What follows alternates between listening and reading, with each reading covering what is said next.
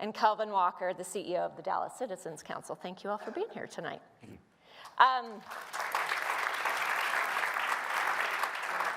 Hunter, I want to start with you and talk about energy, because of course, Texas is wealthy in our energy. Quantify that a little bit for us. Sure. So we're very well known from an oil and gas perspective, and it is pretty phenomenal when you look at the state today. If we were our own country, we'd be the 4th largest oil producer in the world. We'd be behind the United States, Russia, and Saudi Arabia. We'd be the 2nd largest producer in OPEC. So it's a phenomenal story with where we are. And we produce over a quarter of our nation's natural gas, around 25 billion cubic feet a day of gas.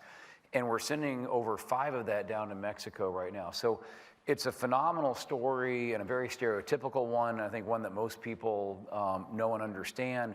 But I don't think there's a real appreciation of the renewable revolution that's hit in this state as well. And it really started with the leadership of Governor Bush at the time, in conjunction with the Public Utility Commission, where Brett served, that launched it. But today, in a state that has 75,000 megawatts, so it's just a unit, but just remember that, 75,000 megawatts of demand at peak, we have 24,000 megawatts of wind capacity available to meet that, which is just a stunning amount. We've had multiple hours where over half of all the electricity being generated is from wind power. And we actually had a month of March, I believe it was in 2019, where 1 out of every 4 electrons that flowed across the state was wind power.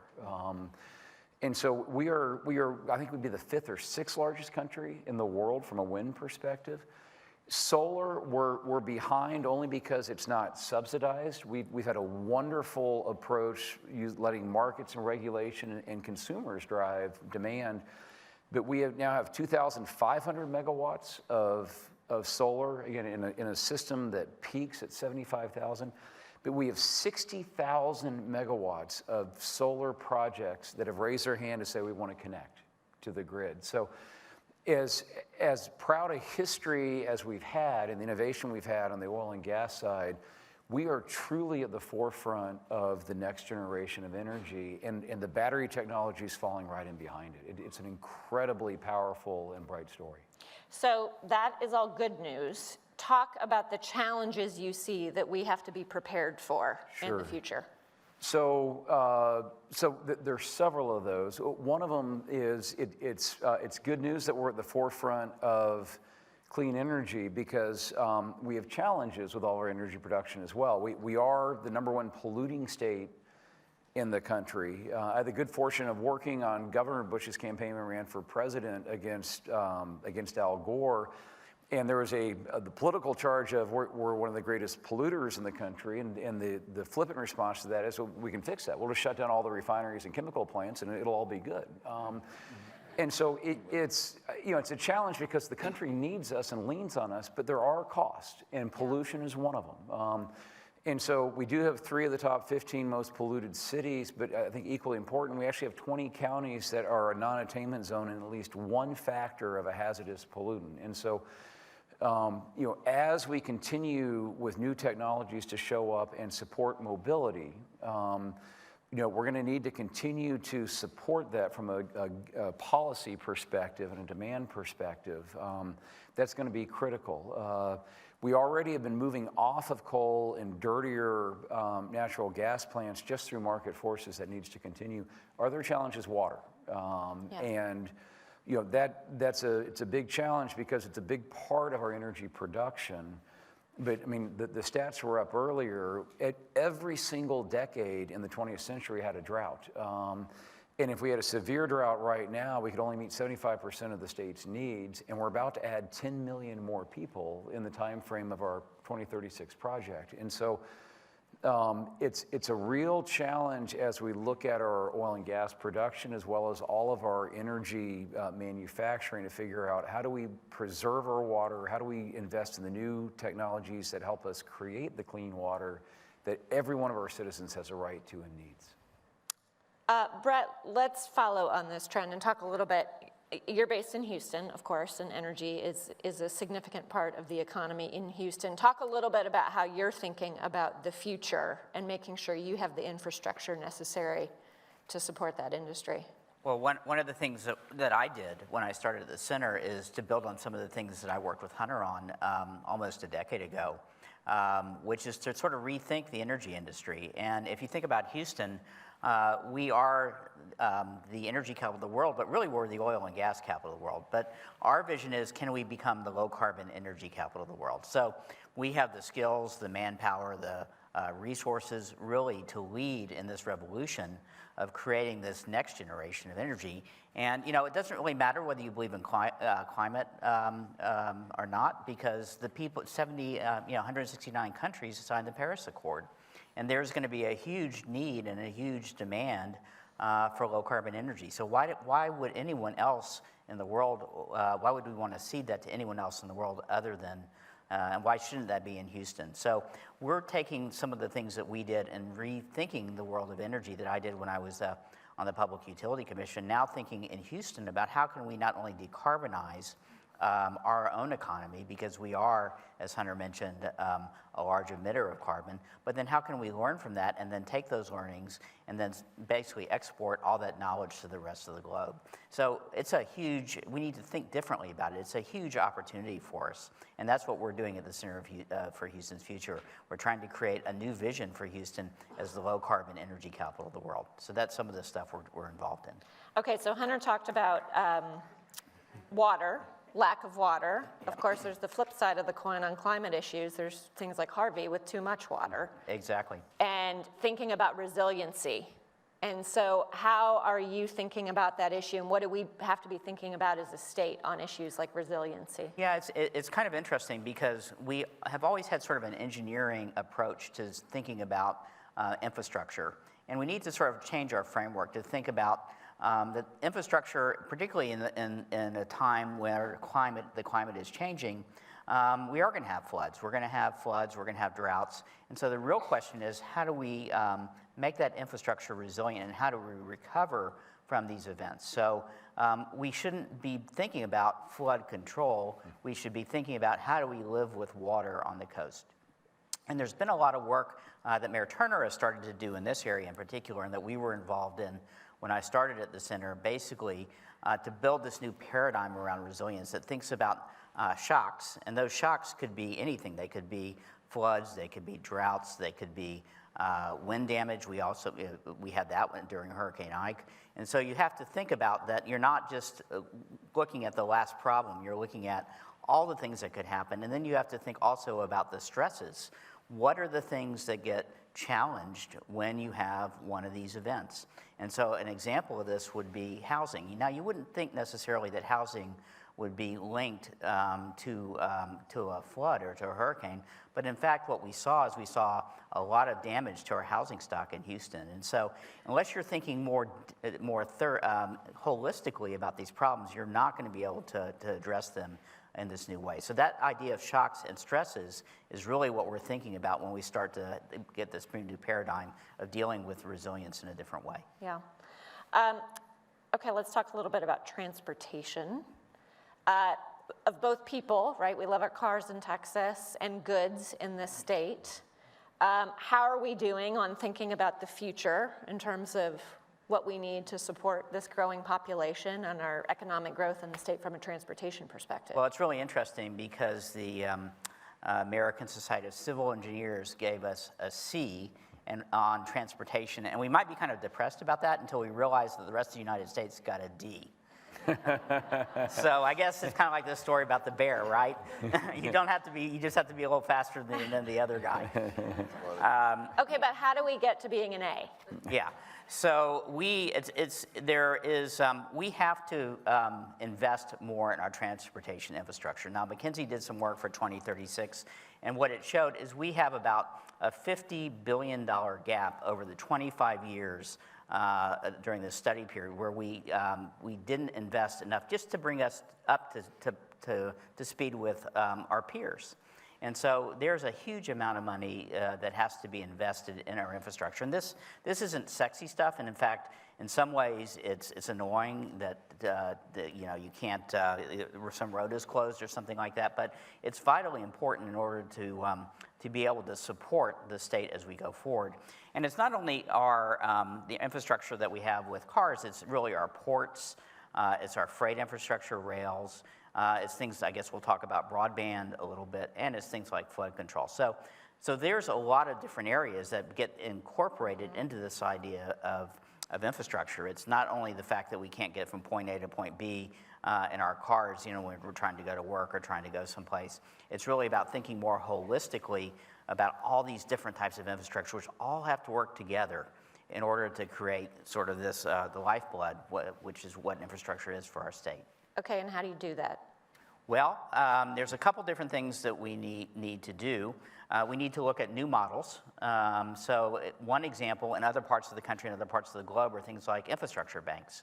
So how do we engage the private sector more in making this investment? Because the amount of dollars, as I've already discussed, is so huge that our state can't really afford, frankly, to do this, you know, on the coffers of the citizens. So we have to be a little bit smarter about how we leverage our infrastructure investments. And infrastructure banks are an example of things that have been done in other parts of the globe, in other parts of the U.S., to think a little bit smarter about that investment, really to bring Wall Street to the table to start making these investments as partners alongside of our citizens. So that would be one example of how we ought to do it.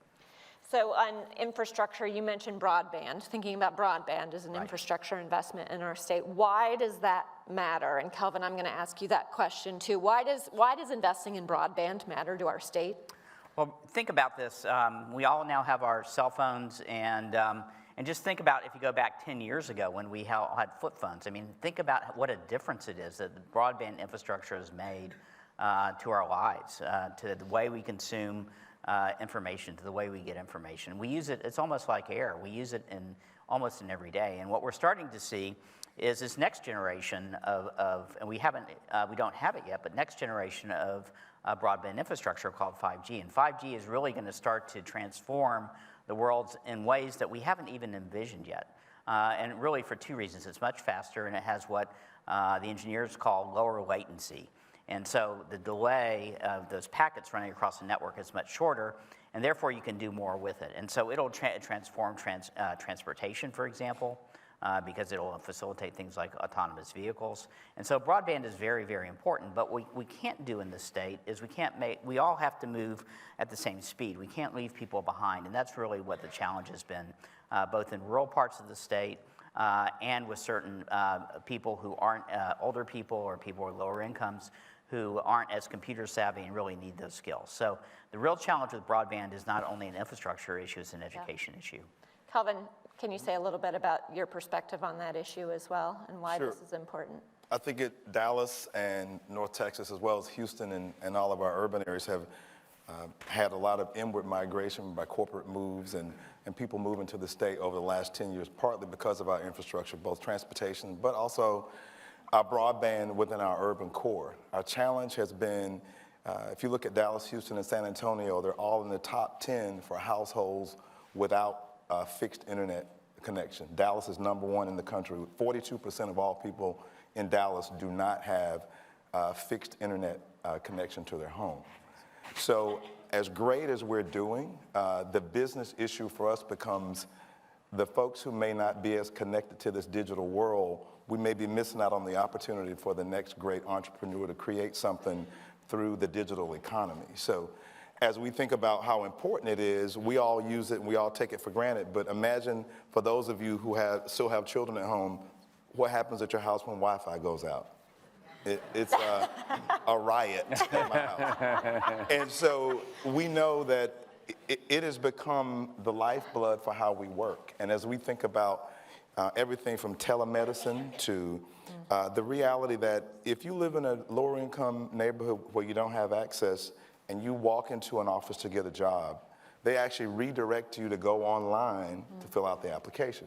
So if you don't have that access, we're not given the opportunity to really engage all of Dallas or all of Houston or all of Texas in the growth that the state has had. What's behind that 42% that doesn't? Is it access? Is it cost? What's the It's a little bit of everything. combination of factors? You have some people who decide to live off the grid, right? So there's a small amount of people. Then you've got the cost for some, and then in some cases it's the infrastructure. If you look at a map in some of the studies that the Federal Reserve has done, there are places not just in the rural areas, but also I could take you to neighborhoods about 6 miles from here where your phone call is going to drop. And in that neighborhood, there's a library, a brand new one, where the kids go to use the internet and it doesn't work. And a lot of it has to do with the infrastructure was never laid properly in some of our areas. And some of it based on density, some of it based on the perspective that the income per square mile may not have been there to necessitate it. But that was a decision that might have been made 20 years ago when fiber was being laid. But now we look at where we are today, everyone has a smartphone, everyone has a need for that connectivity. So, it's as much a business issue as it is how does public sector figure out ways to make sure everyone else is connected. Let's say a little bit more about that. One of the things you've really talked about is that while we're seeing overall growth and prosperity in our state, that's not shared equally among our population. What have you been doing, and how do you, in working with the business community, think about addressing that issue? Sure. As we've refocused our efforts at the Citizens Council to have the mantra of inclusive growth. When you look at Dallas as our key example, you can almost split the city in half at I-30, but only 15% of the tax base is south of I-30. So in terms of tax revenues, but that's 50% of the population, 50% of the land mass. So that's a great opportunity that, to the extent from a business perspective, we decide that we include more people into the prosperity of this economy, through connectivity and through bringing our business community more proximate to where the challenges are. That's a way for us to make the economy even stronger with the people who are already here. I mean, I got a data point today from one of our members of the Citizens Council that over the last 10 years, 10 million people have moved, 4.5 million people have moved to Dallas over the last 10 years, to Texas. And that's equivalent of adding the state of Alabama to Texas. Not saying we're going to add Alabama to Texas. It's equivalent in population. And so, but with that comes, we've got to say, people are moving here for a job because of the great prosperity and economic opportunity here. But we have people here in Dallas, Houston, and San Antonio that we've not fully brought into all this prosperity, which means business has to become more proximate to where the opportunities are, bringing business closer to the opportunities for P-Tech and for career institutes here in Dallas, to ask our companies to say, be partners with DISD so that we can have more HVAC, plumbers, electricians, be partners with DISD for P-Tech so that we can create more students who understand cybersecurity.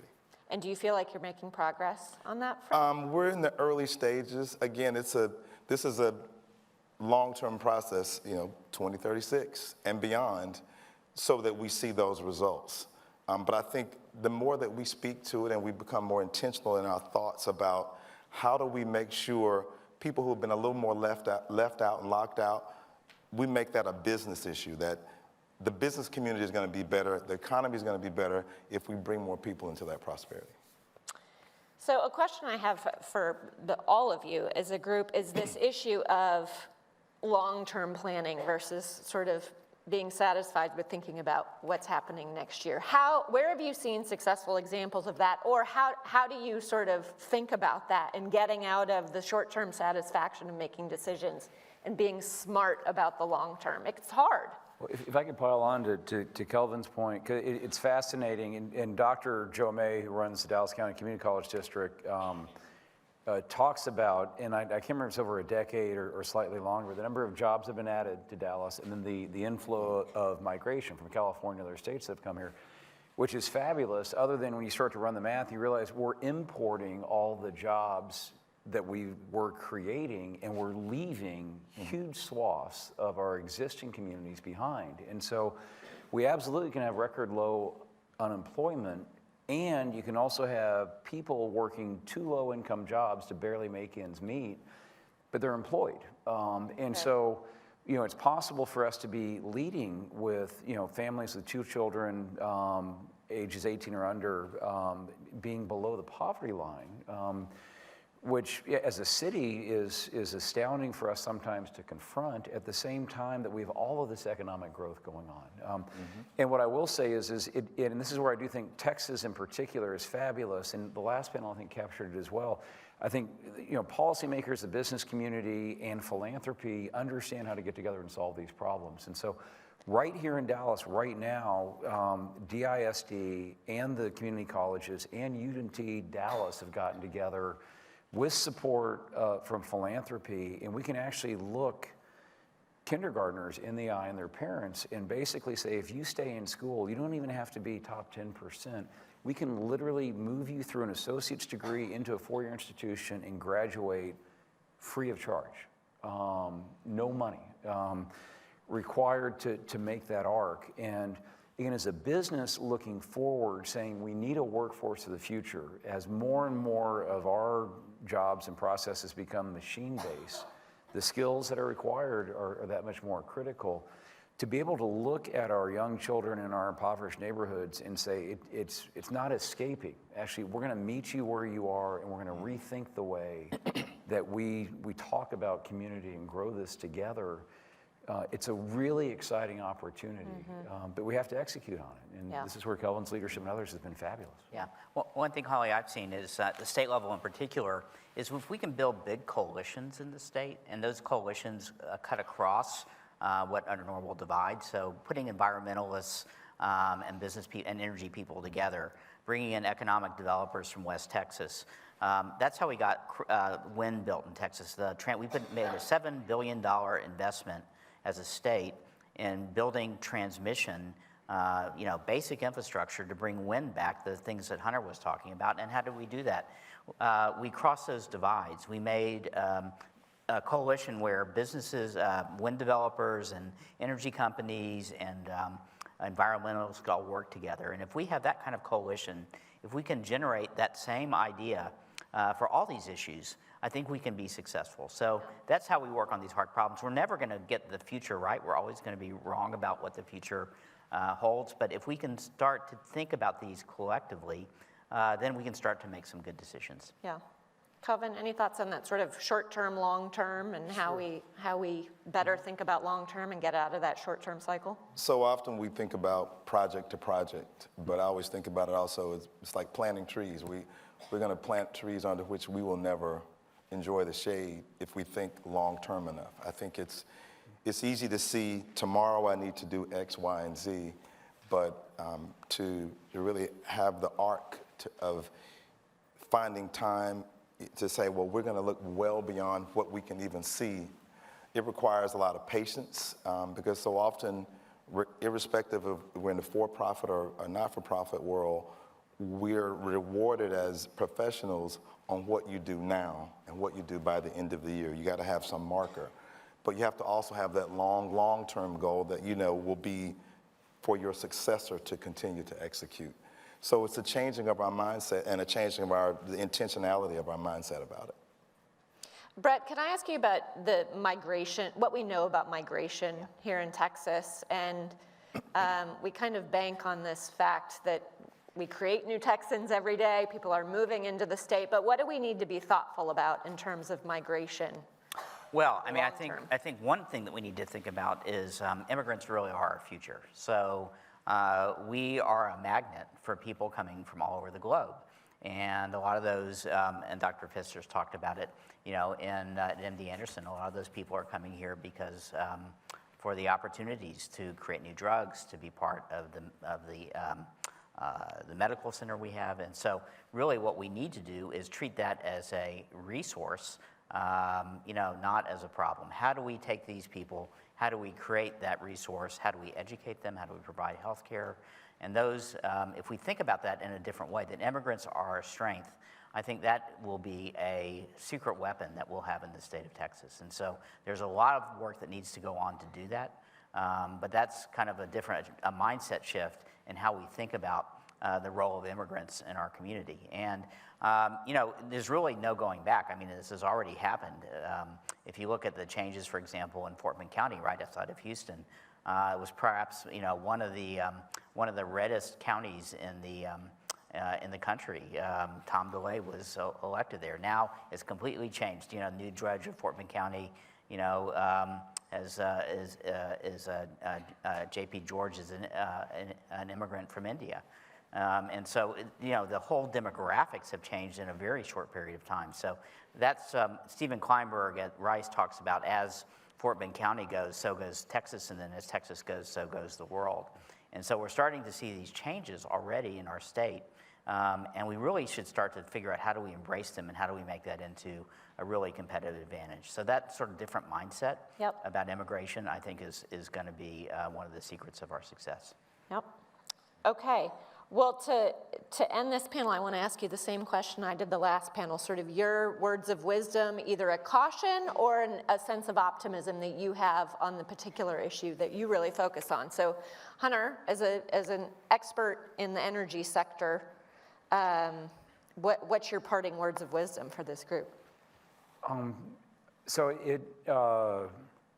So my favorite definition of humility is it's not thinking less of yourself, it's thinking more of others. So it lets us Texans be very proud and braggadocious on occasion, as long as we're always thinking more of the other people that are out there. And I think as an energy industry, there's a high correlation between energy use and economic development, and intuitively it makes sense. The richer you become, the more you consume to make more high-end products. But I do think there are times the industry confuses that correlation with causation. We think we create that, and the reality is it's people that create it. We're here to serve. We have a fabulous model set up in this state, really, and I can really go back to Governor Bush putting in the very first renewable portfolio standard, where they said, we want wind, here's the amount we want, we don't care how you do it, go. And it was the market and the businesses and the local communities that figured out what was the best way to do that. That's been the framework for us all along. It's been fabulous. And we have a wind in the country right now that's a bit more prescriptive than that, saying we need change and we're going to tell you what you need to do to change. And so I think if the industry can stay humble enough, and if we can keep the regulatory and political mindset we have of let's be as adaptable and agile as we can as we move through the next decade, we'll be in fabulous shape. But it's going to take vigilance to make sure that we don't fall in the trap that you see in a lot of the rest of the country where it's too prescriptive. Mm-hmm. And it's also going to take the industry reminding ourselves we're here to serve you. Yeah. Okay. Brad? I would say it's, look globally, act locally. I mean, we know what these big trends are in energy, in immigration, and in healthcare. For example, those are three big drivers of our economy. We need to start thinking about how are we going to solve those problems in our communities and across the state. And maybe those answers won't be different, will be different in every place. But if we think about these big secular trends that we know what they are and how we're going to address them in a proactive way, I think it will start the success for the generations to come. They both stole what I was going to say. No, actually, you're a smart guy. Actually, I think we've had great prosperity over the last 10 years. It seems like there's no end to it. Great economy, continued corporate inward moves from Dallas, Houston, Austin are all experiencing great growth. I think we should all be willing to take a short victory lap about that, but also then think about, in all of those places, how do we include more people into that prosperity? And how do we use business, really the intersection of business, philanthropy, and our public sector through policy to make that happen? Okay. Well, join me in thanking our fabulous panelists tonight. Thank you all.